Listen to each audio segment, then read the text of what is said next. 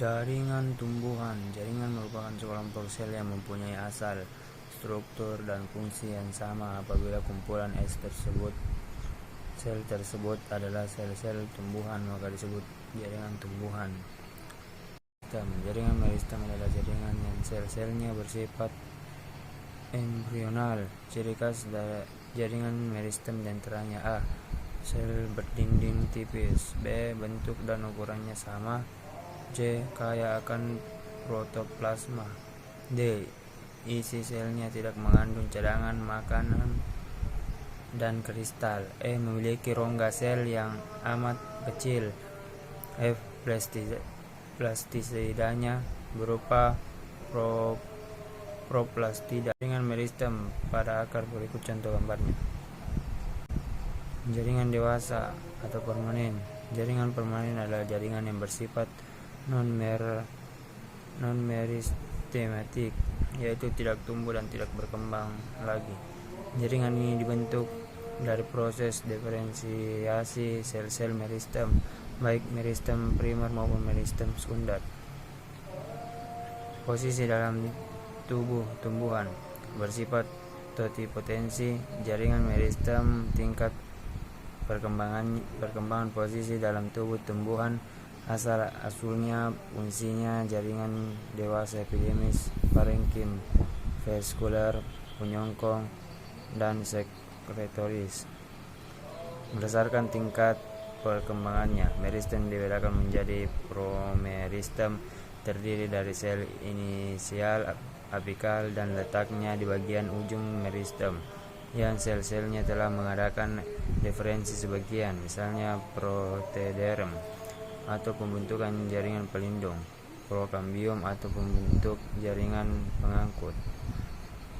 Berdasarkan posisi dalam tubuh tumbuhan, meristem dibagi menjadi meristem apikal, terdapat di ujung pucuk utama dan pucuk lateral serta ujung akar. Meristem lateral terdapat di antara jaringan dewasa. Meristem interkalar terletak sejajar dengan permukaan organ tempat ditemukannya. Posisi meristem pada batang tumbuhan berikut contohnya. Berdasarkan asal pembentukannya, meristem dikelompokkan menjadi kromasistem, jaringan meristem yang telah ada ketika tumbuhan masih dalam tingkat embrio. Meristem primer, sel-selnya berkembang langsung dari sel embrionik, terdapat pada ujung akar dan ujung batang, dapat mengakibatkan tumbuhan bertambah tinggi. Meristem sekunder, sel-selnya berkembang dari jaringan dewasa, contohnya kambium.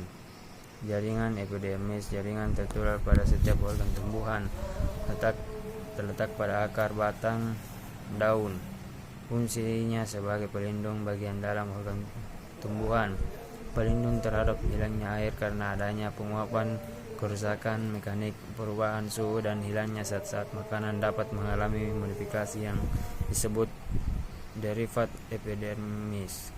Sel kipas disebut juga motor sel atau bulliform sel. Sel kipas merupakan alat tambahan pada epidermis bagian atas daun, terutama pada tumbuhan famili Gramineae, misalnya bumbu atau Bumbusa vulgaris, dan Creepersaceae, misalnya rumput teki atau Cyperus rotundus. Fungsinya sebagai penyimpan air. Sel kersik merupakan sel epidermis yang berisi kristal kersik. Oleh karena itu, sel kersik disebut juga sel silika atau sel-sel kersik, terutama pada Gramineae. Pada batang tumbuhan Gramineae, misalnya tebu, adanya sel-sel kersik menyebabkan permukaan batang tebu menjadi lebih keras. Jaringan parenkim. Jaringan dasar ditemukannya pada hampir semua bagian organ tumbuhan, contohnya pada batang dan akar sebagian kontraks. Parenkim juga dapat dijumpa sebagai mempular batang pada daun. Parenkim merupakan mosifil daun. Terkadang diferensi menjadi jaringan tian dan jaringan bunga karang pada buah dan biji. Parenkim dapat dijumpai sebagai penyimpanan cadangan makanan. Berikut jaringan vaskular merupakan jaringan tumbuhan yang bertugas melaksanakan fungsi transfer atau pengangkutan zat, terdiri dari jaringan xilem dan jaringan floem. Biasanya xilem terdapat di sebelah dalam floem. Dua kali xilem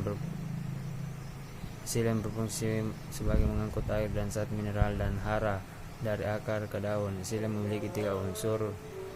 1 unsur tracheal serat, xilem praking xilem.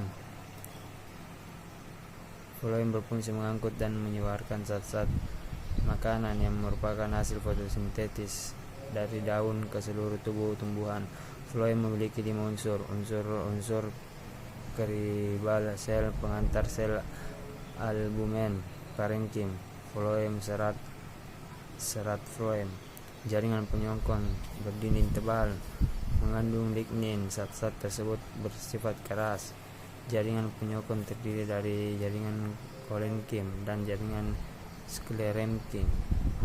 Jaringan kolenkim adalah jaringan yang tersusun dari selada atau sel yang hidup, mempunyai kloroplas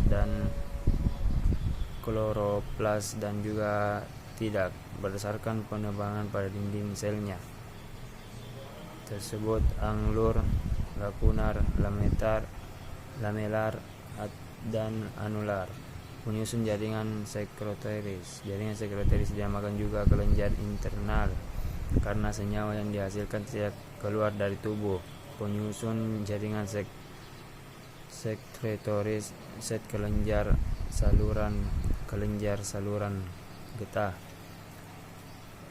Macam jaringan pada organ tumbuhan: 1 akar, 2 epidermis, 3 korteks, 4 endodermis, stela, batang dikotil epidermis, kontraks endodermis, stela, monokotil epidermis. Pada monokotil tidak terdapat kambium epidermis, korteks, stela.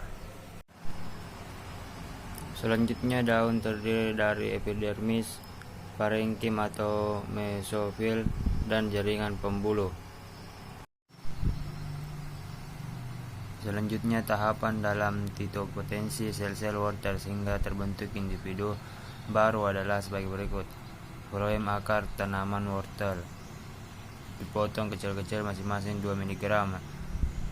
Selanjutnya ditumbuhkan pada media bernutrium dan sel-sel membelah. Terbentuk kalus atau jaringan yang belum terdiferensiasi. Selanjutnya kalus dipisahkan dalam media nutrisi. Selanjutnya kalus membelah diri membentuk embrio, dan selanjutnya terbentuk menjadi tanaman baru.